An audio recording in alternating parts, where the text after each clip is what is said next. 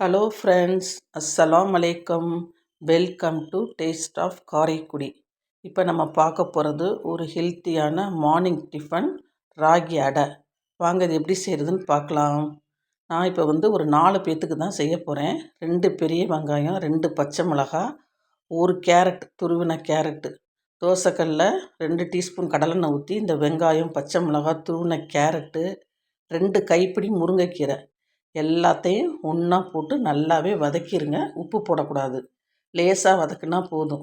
இதை வதக்கி தனியாக எடுத்து வச்சுட்டு ஒரு 2 டம்ளர் ராகி மாவு, இதில் உப்பு கலந்துக்கங்க. கலந்து கேரட்டு கீரையும் அதிலே போட்டு துருவின தேங்காய் எல்லாத்தையும் ஒன்றா போட்டு நல்லா தண்ணியை தெளித்து ஒரு சப்பாத்தி மாவு பதத்துக்கு பிணைஞ்சிக்கங்க.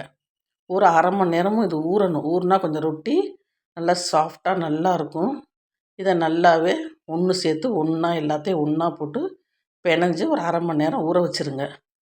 அரை மணி நேரத்துக்கு அப்புறம் ஒரு பாலித்தீன் கவரோ இல்லை ஒரு பால் கவரோ எடுத்து கழுவி சுத்தம் பண்ணிவிட்டு ஒரு பெரிய எலுமிச்சம்பழம் அளவு மாவு எடுத்து அதில் அப்படியே ஸ்ப்ரெட் பண்ணி தட்டி தட்டி விடுங்க. சும்மா தண்ணியை தொட்டே தட்டுங்க.